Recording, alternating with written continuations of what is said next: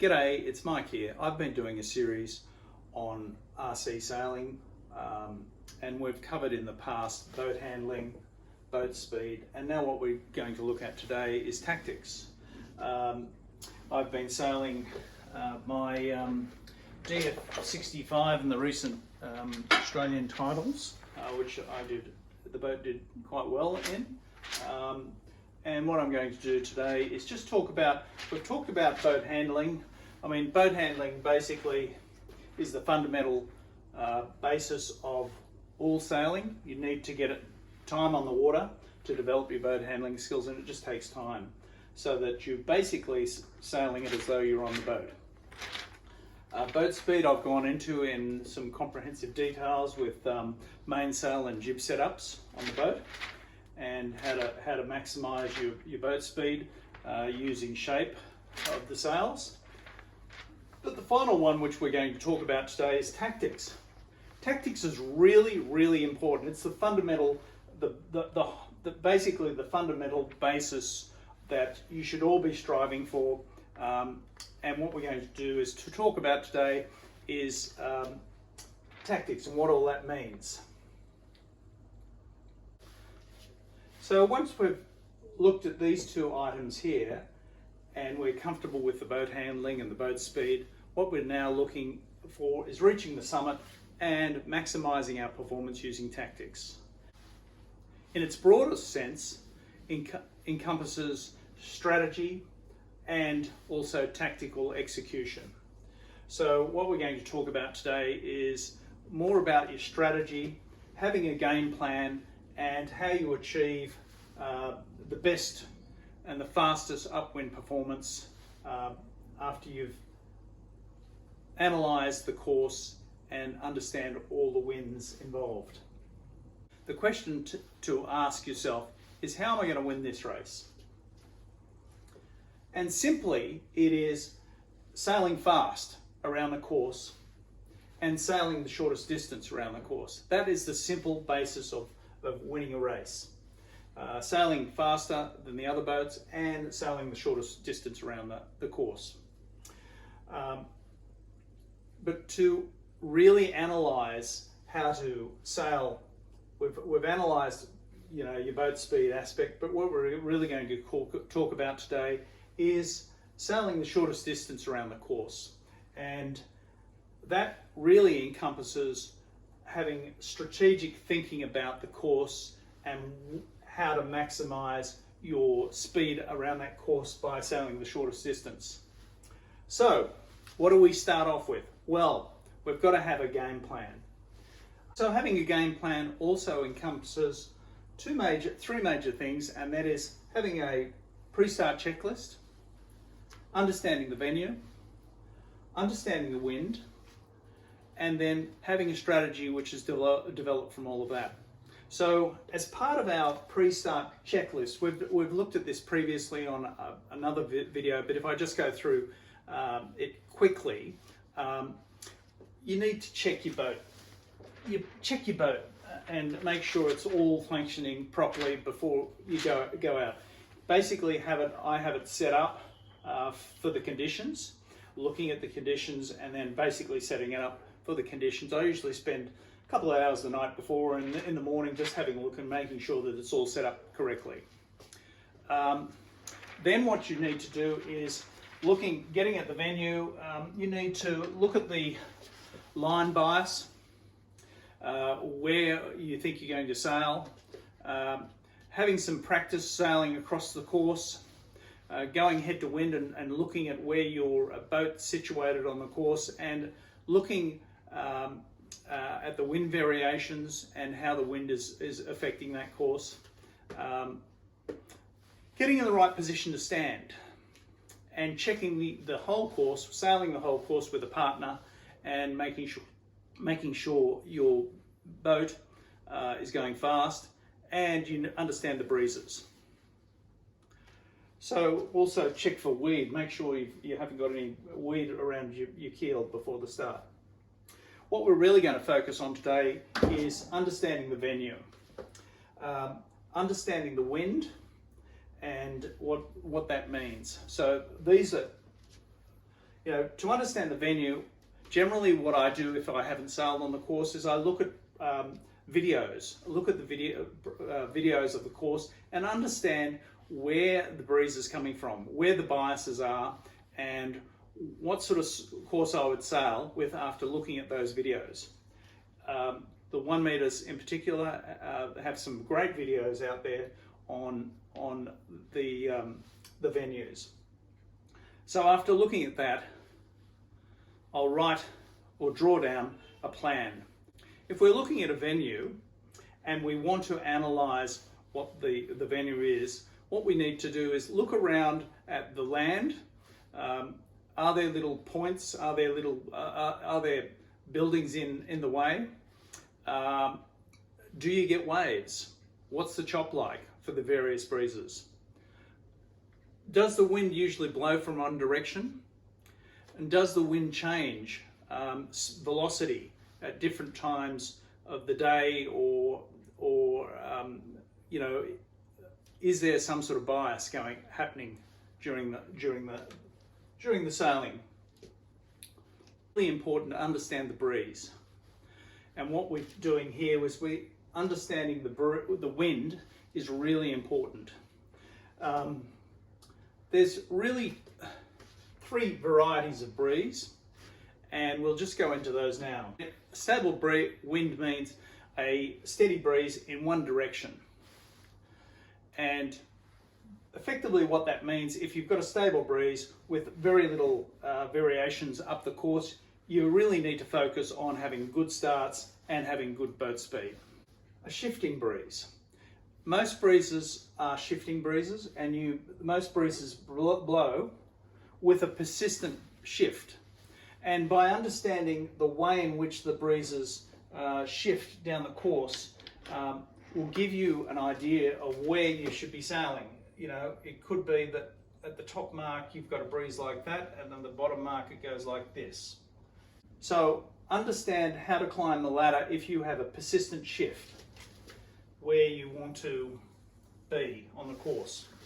If there is a persistent shift at the top mark, which is on the right hand side of the course, you would try to favour and if the breeze is travelling directly here, you try to end up in this position so that you're on the right hand side of the course to sail up to the top mark. So it's important to understand whether that's a persistent shift at the right hand side or the left hand side. Depending on if there's a shift which comes on the left hand side, you'd obviously favour working your way up to the left hand side and taking advantage of that shift moving forward. Conditions being what they are around lakes, you tend to find a lot of random shifts happening. By random shifts I mean puffs which are coming down the bay, or variations within the course. It's really important to understand what a breeze line or a puff is going to do when it hits you. Generally, if you see rough water coming towards you, assuming your normal breeze is this way and there's a puff which is moving down this way, is to look at the puff and work out where the middle of the puff is. Very important to understand where the middle of the puff is. If you're coming into the top of the side of the puff, you'll knock into it. If you're coming out of the right hand side of the puff, it'll lift you. And so it's understanding where the puff's coming from, and if there's a number of puffs coming down the bay here, where's the best place to position your boat? You know, if this line of puffs is coming down this way, the best position for your boat is on this side of the course, in this angle here. And so it's positioning your boat in a way that you get the benefit of the lift on the right hand side of that puff as it comes through. If you're up here, you'll be knocking down into the center of the puff, because the puff goes like that, it blows out. Okay, there are other signs of breeze lines which may be ripples which are coming across the bay. Now, understanding where those breezes, that breeze lines, whether it's a lift or a knock, is critical and important. Basically the way you do is get out there and through trial and error work out what this breeze line is doing. You know, in this particular case, the breeze might be coming down this way, and this is consistent with this breeze pattern. It just may be a stronger breeze line. But if you're trying to sail the fastest course, obviously you might want to sail into more pressure. You know, so you might aim for these stronger sections here. Really important to understand the breeze lines and what they look like. And generally what that means is to be looking ahead. If you're down here at the start, you're anticipating that you might want to, there's a shift on the right hand side of the course, you want to be on this right hand side of the course. You probably don't want to sail through the puff line. You want to you tack before the puff line and take advantage of that puff as a lift going up there. So it's important to understand what these puffs look like and what the effect of a puff coming towards you is going to be. Anticipation of the puff. If you're going in here and you know that you're going to get knocked as you go in here, plan to tack. Just as your boat lifts up, what you find is the classic example of when to tack and when not to tack is you'll be going along quite a nice little angle like this, and then all of a sudden, for some reason, you haven't altered it, and the boat will lift. Effectively, that means you're being headed by the breeze in front of you, or the breeze is dropping off, but generally it's a header, and what that means is you've got to make a decision on whether to tack or not. Now, based on experience, you can work out whether you should tack or not. But understanding and writing out a game plan and having, drawing the course and your favoured position is really quite critical to understanding where you're going to sail and your tactics up course, upwind. We're not really concentrating here about the tactics of other boats and covering, but and we'll cover that at a later stage. But really important to understand what a puff looks like, where the puffs are coming through, and climbing the ladder. Effectively, what we're talking about here is, you know, if you've got a wind which is coming down here,